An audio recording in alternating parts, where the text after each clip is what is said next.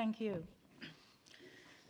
Onorevoli Presidenti, onorevoli membri, huwa ta' pjaċir u unur għalija li llum qiegħda hawn qudiemkom. Qatt ma ħsibt li sa jkolli l-opportunità li settur li ddedikajt il-ħajja politika tiegħi għalih, l-ugwaljanza, inkun qed niddiskutih magħkom wara li kont nominata sabiex navvanza dan il-portafoll fuq livell Ewropew. F'dan il-Parlament l-idejat ikunu diskussi minn spettru wiesa ta' perspettiva. U jiena konvinta illi dak li jaqadna huwa ferm akbar minn dak illi jifridna. I will switch to English now. Equality is an infinite resource.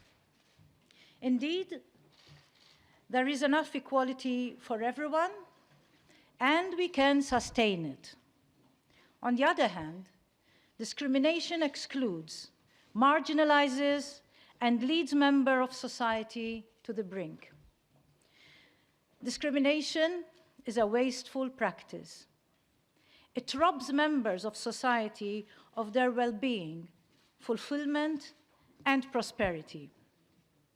Yes, discrimination harms individuals and minorities directly, but it also harms society as a whole, as it disconnects relations, diminishes trust, and alienates people.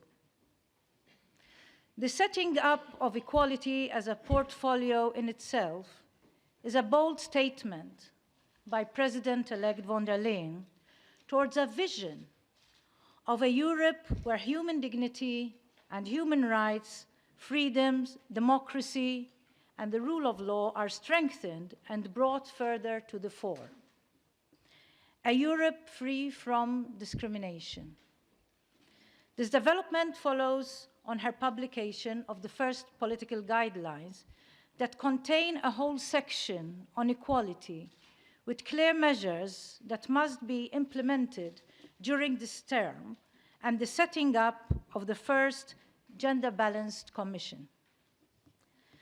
The President-elect laid out her vision, and if I have your support following this hearing, I am ready to work hard with the task force on equality that is purposely being set up on a permanent basis, composed of senior representatives from all services of the Commission and the European External Action Service, and chaired by the Deputy Secretary General in charge of policy coordination. And this, together with my cabinet, the Directorates General, the thematic gender equality and anti-discrimination high-level groups, the European Institute for Gender Equality, and the European Union Agency for Fundamental Rights to deliver on all of these measures. Additionally, I intend to work in dialogue with you, the members of the European Parliament, as well as member states and civil society. I intend to work collaboratively with all, free from finger-pointing, to elevate this area both within the European Union and also externally. During the conversations that I had with many of you here, as well as with anti-discrimination intergroups here at the European Parliament and umbrella civil society anti-discrimination networks in the past weeks, I found a lot of common ground.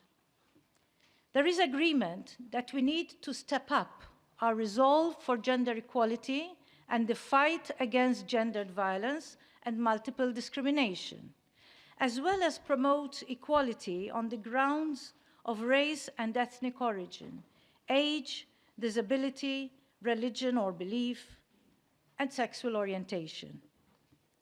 In the conversations that I had, many have expressed their support for this portfolio's orientation, including its vertical and horizontal dimensions, and asked me to flesh out my vision for how it is to be implemented. Equality needs to be enjoyed by everyone, and we all need to be part of its growth process. The European Union needs to continue to take a leading global role in this area. All my life, I have done anything and everything in my power to improve the lives of citizens. I entered politics, perhaps like many of you in this room, when I was a 17-year-old student, full of enthusiasm and commitment, full of idealism, with faith that by engaging, listening, campaigning every single day, I would be able to bring about positive change in society. Many years later, all I know is that this fight is far from over.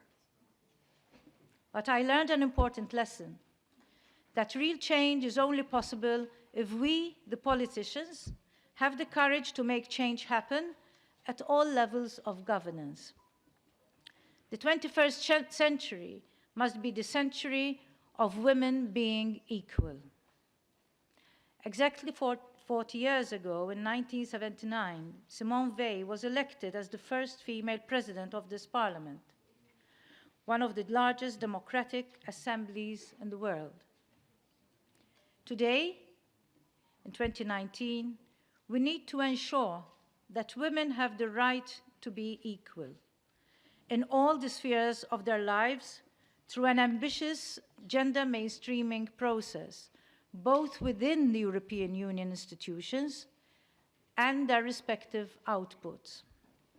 This is why, if confirmed by you, I will use my energy, my experience, and my conviction to build fairer societies in our Union, ones in which, in the words of President-elect von der Leyen, those who share the same aspirations will have the same opportunities to fulfill them. I know that this is an uphill struggle. As a minister responsible for European affairs and equality at the national level, I worked hard to fight societal stereotypes, table legislative proposals, adopt strategies, and stand the ground against calls to water down equality initiatives. As a commissioner, I will need to use a similar approach and work with member states to convince them that taking action at the EU level is the right way to go. Because promoting inclusion and fostering equality are European issues as much as tackling climate change or solving economic crisis. It's a fight which deserves a European response, and it needs our full attention. Let me just give you a few figures, as sometimes numbers can say more than words. In the European Union, 31% of women work part-time, largely because they bear most of the caring responsibilities for children and the elderly. 1 in 3 women are subject to gender-based violence at least once in their adult life. More than half of Muslims looking for housing feel discriminated against because of their first or last names. 80% of Roma persons are below their country's at-risk of poverty threshold. 50% of citizens with a disability have no access to work and are excluded. Older persons receive on average of 39% less invitations for job interviews, even when they have identical profiles with younger job seekers. 2 in 5 trans persons are victims of violence every year.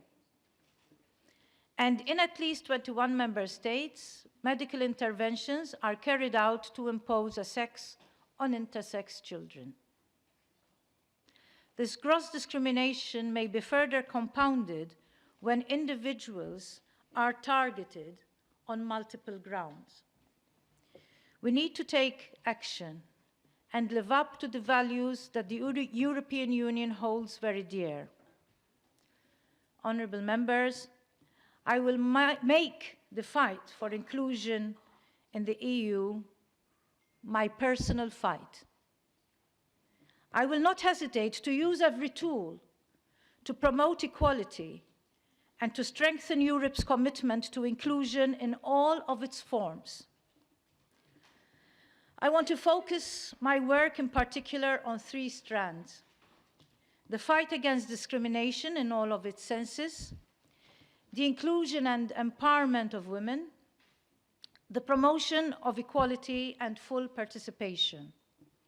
All these for women and men, racial and ethnic minorities, religious and non-religious minorities, persons with disability, older and younger persons, and LGBTI persons. Right from the beginning of my mandate, I will seek support from my fellow commissioners in proposing whatever is needed to advance equality in the EU and also externally. To serve this purpose, I will establish within the first 3 months of this Commission mandate the Task Force on Equality. It will be mandated with the complicated mission of swiftly building an intersectional approach for equality in all the policies of the EU. My intention is that the task force is operational soon and that it is well equipped to tackle the huge task of mainstreaming equality in the EU. Concurrently, I will put forward a new European gender strategy, which will include new legislative proposals as well as incisive policy measures. It is high time the Commission delivers on this call by you MEPs and civil society alike. Within this framework and the first 100 days, I will propose new measures to address pay transparency, one of the key priorities throughout my mandate. I will insist we continue working on the gender pay gap and the pensions gap until we know that who we are does not dictate our chances of being paid the same as others for the same work. As Commissioner for Equality, I will closely monitor that the Work-Life Balance Directive is fully and properly implemented in all member states. I cannot accept that the economic loss due to the gender employment gap still amounts to 370 billion euros per year. I want work-life balance to be a success story. I will continue to work throughout my mandate on women's empowerment and see, together with member states, that gender stereotypes are tackled and childcare and care facilities are improved. I will prioritize the inclusion of persons with disabilities. I will make sure that all EU sector legislation pays attention to the issue of disability. In 2020, it is expected that 1 in 6 EU citizens will live to some degree with a disability. In this regard, I will give priority to the implementation of the United Nations Convention on the Rights of Persons with Disability. An evaluation of the current strategy is also underway. I want to sit down with you, honourable members, and discuss how to move this policy framework forward. I will do everything in my power to advance key legislation in the equality area. As a minister, I participated to endless debates in Council on proposals that have remained blocked for too long. The Horizontal Anti-Discrimination Directive was proposed more than 11 years ago. The Women on Boards Directive dates back to 2012. The proposal for the EU's accession to the Council of Europe Istanbul Convention dates from 2016. How can I explain that to our citizens? In this framework, should I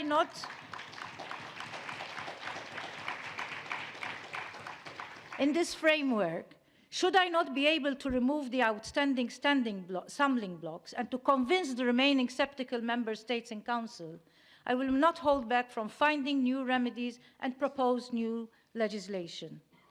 Honourable members, We owe this political transformation to our citizens who are excluded, who are struggling to make ends meet because of discrimination, and who are suffering from violence.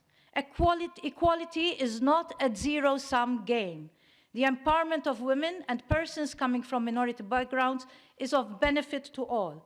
Finally, I heartily welcome the inclusion of a gender mainstreaming question in the written question for all the college. Equality mainstreaming is the way forward. Thank you.